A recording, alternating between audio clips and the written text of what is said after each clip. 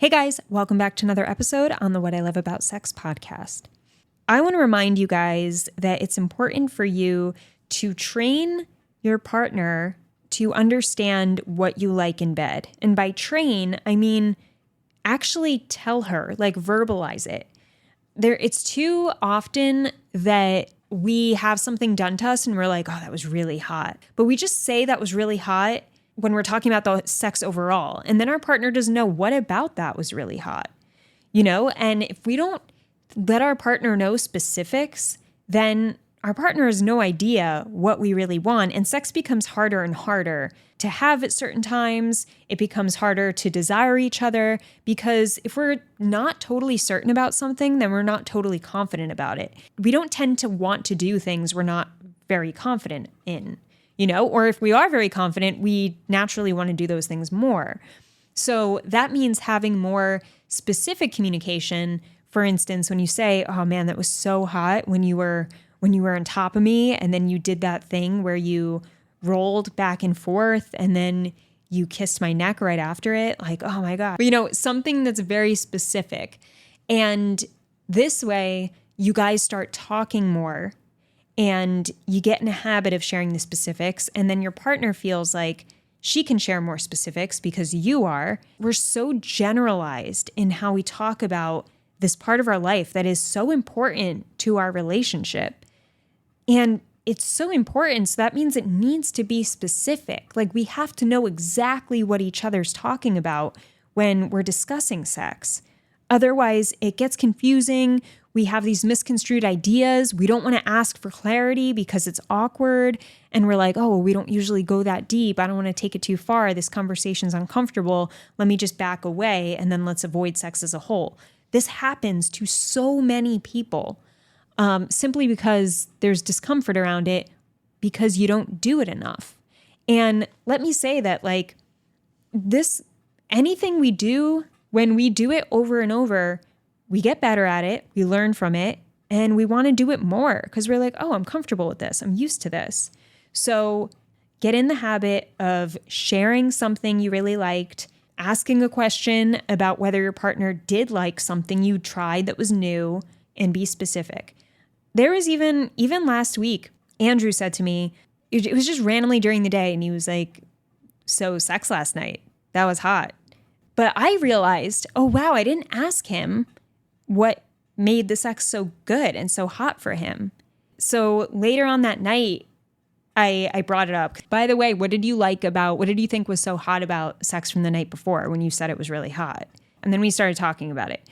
If you're reminded and you randomly remember that your partner made a comment, don't be afraid to just be like, hey, by the way, when you mentioned this, why did you say that? What about it was good? Or I wasn't really sure if you liked that thing we did last time, and I just want to know for next time if that's something you want to do again. Just bring it up. Bring it up out of the blue even if it's like, hey, this is random, but I was thinking about this and I want to make sure I know for the next time we have sex. Like, how did you feel about that thing? And mention the specific thing. Try not to get too frustrated with yourself or expect that this has to be a natural form of communication. It's not. It's a skill you have to learn and practice. Like I said, even me hearing from my boyfriend say like, oh, our sex was hot last night. Even I didn't catch to ask him, what was it? What about it was hot? Why did you, what did you like most? And I know that if I did, and when I eventually did, I got an answer where I'm like, oh, okay. Yeah, he's really liking that right now. And that's the thing too, because not even necessarily as we age, it's not just about age, but like our preferences tend to change and even go back and forth. You may really be into a certain something, being called a certain name during sex or doing a certain position or being into some kink. Then a few months goes by and you're not that into it anymore. And that's why you want to check in with your partner and not be in that awkward place where you can't just tell them, hey, like, I know I was really into that like 6 months ago, but it's really not, I don't know, I'm not like crazy about it right now. Like I prefer this. And just being able to be open like that. For the most part, we like the same things, but there's definitely things that change. And I would say that most couples don't have these discussions, and then the sex is not fulfilling for both people. and I would say women especially. Women prefer quality sex over quantity, and men tend to prefer quantity over quality. Men are known to say things like sex is sex, like even bad sex is still sex, when women don't really think of it that way overall. I'm generalizing here, right? But overall, most women wouldn't say that. Most women wouldn't want to waste their time having shitty sex that leads to no orgasm and doesn't feel great, or even sex that just isn't worth putting energy into because she's not feeling connected to her partner and it's not like she's not fully there. Just to have sex is just not enticing enough to go through all that if she's feeling disconnected and her partner's not listening to her of what really pleasures her, right? But most guys, there's an orgasm gap. So most men are having orgasms every single time they have sex. Many women are not. So with that difference, it makes sense that women are like, I prioritize having quality sex and I'd rather have good sex once a month than bad sex or even just sex, once a week or twice a week. So that's definitely a thing. And I think if men want to really improve their chances of having more frequent sex, more quantity, they need to focus on the quality with their female partner. And by doing that, you have to talk to her and ask her what does make high quality sex. Like, what is the type of sex that she really enjoys? Is there anything she hasn't shared with you that would help her enjoy sex more? Because you guys never talk about this stuff, and having these conversations is what gets you to that point of having more quantity, just doing it more because you're more comfortable with the topic. When you're more comfortable with the topic, you're more comfortable doing the act. One of my clients always tells me, he's like, Steph, you're right from day one. You told me the more you talk about sex, the more you'll have sex. And then you'll talk about it more, and then you'll have it more. And then you'll talk about it more, and then you'll have it more. And of course, in these conversations, you want to be having effective conversations, right? But I think what most men need to remember is that during these conversations, they're not one-sided. They're not just you saying, hey, I really want to try this, or can you blow me more? That's not a conversation. That's you making a request without understanding where she's at and what her perspective is around what you want. So a conversation does not mean you just sharing what you want. It means asking more questions. It actually means letting the woman, if she's the one not wanting sex as much as you, that means she has to do most of the talking in these conversations than you are. And it's not because you're the guy, because I've been in this situation where I had to keep quiet and I had to let my partner do more of the talking when sex was less preferred from his side. So this is just what's going to make it better to have this conversation is asking questions to understand your partner's point of view. Like, how are you feeling about our sex life? If there's anything you really like about it, what is that thing? Is there anything that you dislike about it that we could both work on to make it feel better? Are you having orgasms? Please be honest with me, right? I feel like that's a question most men would have a tough time asking due to ego. But it's one of the biggest problems is the orgasm gap. So it takes bringing this up in conversation to address it so that you get to the root of the issue and so that you guys can actually have sex together that's fulfilling for both of you. And that is a certain quality and therefore you can increase the quantity. So anyway, I had another point and I just had a brain fart. I'm telling you, I've had a lot of brain farts since breast implant illness and even before that after my concussion. So I'm hoping this isn't like a long-term thing because it's been like 3 years now where I have pretty frequent, just immediately I forget what I'm talking about. I'm just like, I was on a podcast interview and I was like, sorry, I just lost it. And I was just quiet. And he's like, okay. So I'm like, oh God, this is my life now. But yeah, I think speaking of brain farts, these can happen during conversations around sex because you kind of panic. It's kind of like a stage fright. And I think this happens to people, a lot of people too, where it's just like you have this plan to have this effective conversation. You're going to ask her all these questions. It's going to be great. And then you get there and you're like, or you get there and you do all the talking and you realize you're doing all the talking. Or you get there and she says something like, well, our sex is terrible. And then you feel defensive and you say something in anger, right? So there's a lot of things that can test you, that can really test your patience and test your security and confidence and emotional state.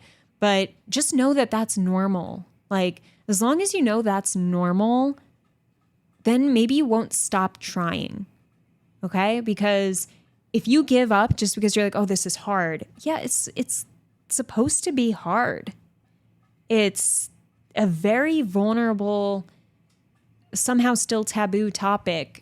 Due to its taboo nature, it is kind of awkward to talk about. Even if you're really comfortable, there's kind of like this hint of like, okay, let's talk about this. Like it's kind of like, okay, the secret, So with that underlying feeling, and then if you have issues on top of it, yeah, it's not going to be easy. So in order to have a great life, you have to take the hard route on many things, right? I forget that quote, but it's kind of like, do things the easy way, get the hard life. Do things the hard way, and life becomes easier, or like get the easy life, whatever. But it's really true. If you put in the work and you have the discipline and you hold boundaries and you stand for yourself and you show your partner what's important to you and why, and you also show them that you want to know how they feel and what their perspective is and you really care, then that's the best you can do. And if your partner's not willing to work with you and talk with you and figure out how to meet in the middle together at least, then you have to make another decision to potentially leave that partnership. But you have to try in the effective way, which means you know what you're looking for, you know how to communicate it to your partner, and when you have that communication, you are asking your partner questions about their needs and where they are. I think it's very common for us to go one-sided, and people will talk to me and they'll be like, I tried having the conversation multiple times and she never listens. And if she's never listening, chances are you're doing too much talking and not enough asking her what she really needs and where she's at and why she feels the way she does. And how can you help her? How can you work on this together? There has to be a obvious sense of we are going to work on this together in order for your sex life to thrive. When they study healthy sex relationships, they find that there's a very strong friendship between the couple. That means these people have each other's backs. Like there's a very obvious nature of, I want to support you. I trust you want to support me.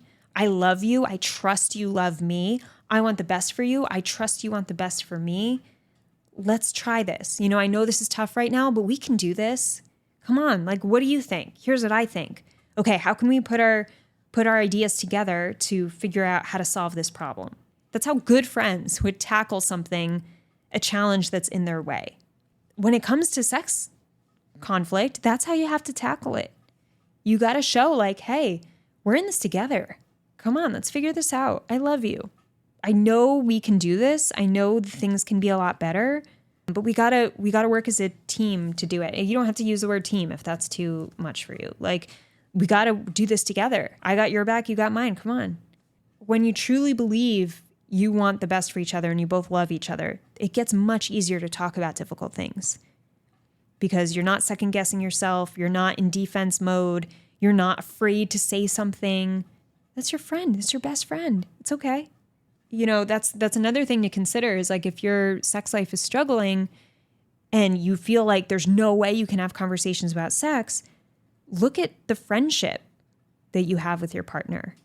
And maybe that's the thing you have to work on at this stage. It doesn't mean it has to take forever. It could take a few months to nurture that friendship and talk about your relationship together and how you can improve it. Like that also takes conversation, right? Like, creating a strengthening of friendship between you and your partner is not a one-sided thing either. It's a little less daunting to talk about than sex, right? But you still have to come up with a plan together of, hey, like, why do you think we used to be so much closer with each other? What was your favorite memory of us being together? Do you see me as your friend? Why not? Why do you? What are things I do today that make you feel closest to me or make you feel like I'm your friend and I got your back? What specific things do I do? What do I do that makes you feel like I'm not your friend? These questions are going to get you guys in this place of, yeah, well, I feel like this. Whenever you do this, I feel like you don't really care about me. Really? Oh, that's not true. Of course I care about you, but thanks for telling me that, because, yeah, I would never have thought of it that way. So what should I do next time I do that? Can you call me out on it and just be like, hey, babe, you're doing that thing? And that way I kind of reminded, like this is a healthy conversation of trying to understand each other. And I know there's a lot to it, but you just have to worry about creating an understanding and a connection day by day. And think of it like, hey, I think I won the day today because I took this step that was a little uncomfortable, but I think it brought us together. And that was great. I'm glad I did that. And over time, focusing on that, you will increase your connection. Conversations will get easier. And then you'll get to the point where you can talk about difficult things around your intimacy. And then when you could talk about them, you could fix them.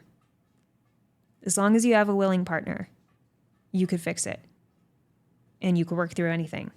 And if your partner's not willing, maybe you never tried this communication and it's time to give this communication a try and talk about your relationship. And ask those more friendship questions and see if starting from the ground up, starting to communicate differently with each other, see if that helps. See if that makes your partner more willing because you're showing you care where maybe you haven't really outwardly shown that before. It's okay to make changes. I know it's not the easiest thing, but sometimes you have to learn to communicate in different ways, and we're capable of it. We can learn new skills as we grow, like people do it all the time. So don't feel like, oh, I'm too old for this. You're not. You are not too old. It's just a matter of committing and knowing the perspective you want to take, which is I want to understand my partner. I want to make sure they know I want to understand them. And I want to work through our problems together. So I hope this is helpful. Have an amazing morning, evening, or night, wherever you are in the world. Talk to you soon.